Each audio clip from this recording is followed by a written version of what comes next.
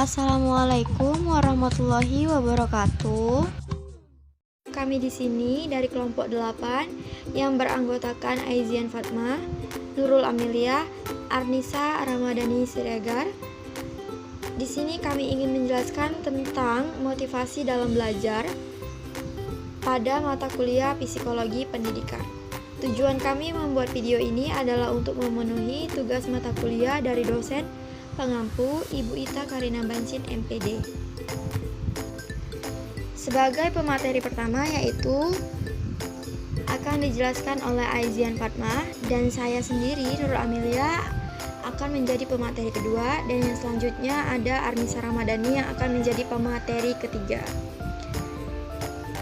Baik, langsung saja kepada pemateri pertama yaitu Aizian Fatma untuk menjelaskan pengertian dan fungsi dari motivasi.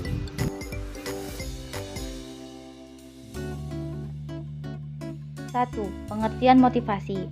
Motivasi adalah usaha yang didasari untuk mengerahkan dan menjaga tingkah seseorang agar ia terdorong untuk bertindak melakukan sesuatu sehingga mencapai hasil atau tujuan tertentu. Ali Imran mengemukakan ada 5 faktor yang mempengaruhi motivasi dalam proses pembelajaran, yaitu: pertama, cita-cita atau aspirasi pembelajar; kedua, kemampuan pembelajar; ketiga, kondisi pembelajar; keempat, kondisi lingkungan pembelajar; dan yang kelima, unsur-unsur dinamis belajar atau pembelajaran. Sedangkan menurut Muhyiddin Syah, ada 2 faktor yang berperan mempengaruhi motivasi belajar siswa, yaitu: pertama, faktor internal adalah faktor yang ada dalam diri manusia itu sendiri yang berupa sikap, kepribadian, pendidikan, pengalaman, dan cita-cita. Yang kedua, faktor eksternal adalah faktor yang berasal dari luar diri manusia itu sendiri, yang terdiri dari lingkungan sosial dan lingkungan non-sosial. 2. Fungsi motivasi. Menurut Hamali, ada 3 fungsi motivasi, yaitu: pertama, mendorong timbulnya tingkah laku atau perbuatan. Tanpa motivasi tidak akan timbul suatu perbuatan, misalnya belajar. Yang kedua, motivasi berfungsi sebagai pengarah, artinya mengarahkan perbuatan untuk mencapai tujuan yang diinginkan. Yang ketiga, motivasi berfungsi sebagai penggerak, artinya menggerakkan tingkah laku seseorang. Besar kecilnya motivasi akan menentukan cepat atau lambatnya suatu pekerjaan. Selanjutnya yaitu jenis-jenis motivasi. Yang pertama, berdasarkan arahannya. Motivasi yang berdasarkan arahannya yakni adalah motivasi tugas, motivasi aspirasi, motivasi persaingan, motivasi afiliasi, motivasi kecemasan, motivasi penguatan, dan motivasi yang diarahkan oleh diri sendiri. Selanjutnya yaitu motivasi berdasarkan faktor pembangkitnya, yakni motivasi internal atau intrinsik, kemudian ada motivasi eksternal atau intrinsik. Teori-teori motivasi dalam belajar. Yang pertama ada teori Abraham Harold Maslow atau teori kebutuhan. Abraham Harold Maslow mengatakan pendapatnya bahwa manusia mempunyai 5 tingkat atau hierarki kebutuhan, yaitu kebutuhan fisiologikal seperti rasa lapar, haus, istirahat, dan seks. Yang kedua ada kebutuhan rasa aman. Tidak dalam arti fisik semata, akan tetapi juga mental, psikologikal, dan intelektual. Yang ketiga ada kebutuhan akan kasih sayang. Yang keempat, kebutuhan harga diri yang pada umumnya tercermin dalam berbagai simbol-simbol status. Dan yang terakhir ada aktualisasi diri. Dalam arti tersedianya kesempatan bagi seseorang untuk mengembangkan potensi yang terdapat dalam dirinya sehingga berubah menjadi kemampuan nyata. Yang kedua ada teori dari McClellan atau teori kebutuhan berprestasi. Dari McClellan dikenal tentang teori kebutuhan untuk mencapai prestasi atau need for achievement, yang menyatakan bahwa motivasi berbeda-beda sesuai dengan kekuatan kebutuhan seseorang akan prestasi. Nah, menurut McClellan juga karakteristik orang yang berprestasi tinggi atau high achievers memiliki 3 ciri umum, yaitu yang pertama, sebuah preferensi untuk mengerjakan tugas-tugas dengan derajat kesulitan moderat. Yang kedua, menyukai situasi-situasi di mana kinerja mereka timbul karena upaya-upaya mereka sendiri dan bukan karena faktor-faktor lain seperti kemujuran misalnya. Nah, yang terakhir, menginginkan umpan balik tentang keberhasilan dan kegagalan mereka dibandingkan dengan mereka yang berprestasi rendah. Yang ketiga ada teori Clayton-Alderfer atau teori ERG. Teori Alderfer menekankan bahwa berbagai jenis kebutuhan manusia itu diusahakan pemuasannya secara serentak. Apabila teori Alderfer disimak lebih lanjut akan tampak bahwa yang pertama, makin tidak terpenuhinya suatu kebutuhan tertentu, makin besar pula keinginan untuk memuaskannya. Selanjutnya, kuatnya keinginan memuaskan kebutuhan yang lebih tinggi semakin besar apabila kebutuhan yang lebih rendah telah dipuaskan.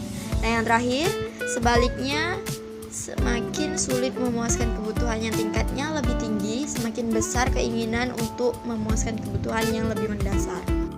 Saya, Arnisa Ramadhani Siregar, akan menjelaskan 4 teori Herbrand atau teori 2 faktor.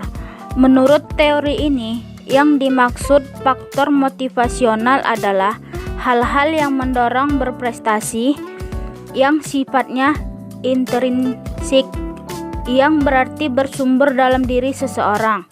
Sedangkan yang dimaksud faktor Higlin atau pemelihara adalah faktor-faktor yang sifatnya ekstrinsik, yang berarti bersumber dari luar diri, yang turut menentukan perilaku seseorang dalam kehidupan sehari-hari.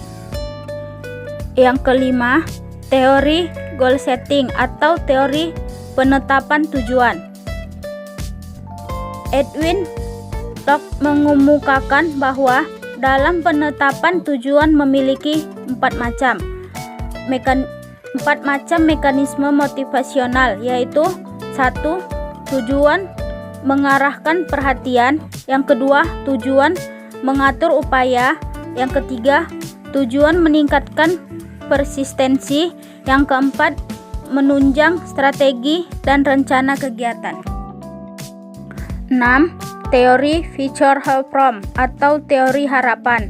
Dalam bukunya yang berjudul Work and Motivation mengetengahkan suatu teori yang disebutnya sebagai teori harapan. Menurut teori ini, motivasi merupakan akibat suatu hasil dari yang ingin dicapai oleh seseorang dan perkiraan yang bersangkutan bahwa tindakannya akan mengarah kepada hasil yang diinginkannya itu. Artinya, apabila seseorang sangat menginginkan sesuatu dan jalan tampaknya terbuka untuk memperolehnya, yang bersangkutan akan berupaya mendapatkannya. Yang ketujuh, teori kaitan imbalan dengan prestasi. Bertitik tolak dari pandangan bahwa tidak ada satu model motivasi yang sempurna, dalam arti masing-masing mempunyai kelebihan dan kekurangan. Para ilmuwan terus-menerus berusaha mencari dan menemukan sistem motivasi yang terbaik dalam arti menggabung berbagai kelebihan model-model tersebut menjadi satu model. 4. Upaya guru untuk meningkatkan motivasi dalam belajar. Ada beberapa strategi yang bisa digunakan oleh guru untuk menumbuhkan motivasi belajar siswa sebagai berikut. 1. Menjelaskan tujuan belajar ke peserta didik. 2. Memberikan hadiah. 3. Saingan atau kompetisi. 4. Pujian. 5. Hukuman. 6. Membangkitkan dorongan kepada anak didik untuk belajar. 7. Membentuk kebiasaan belajar yang baik.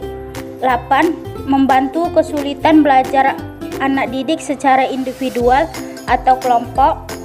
9. Menggunakan metode yang bervariasi. 10. Menggunakan media yang baik dan sesuai dengan tujuan pembelajaran. Sekian penjelasan dari kami mengenai motivasi dalam belajar. Terima kasih saya ucapkan. Wassalamualaikum warahmatullahi wabarakatuh.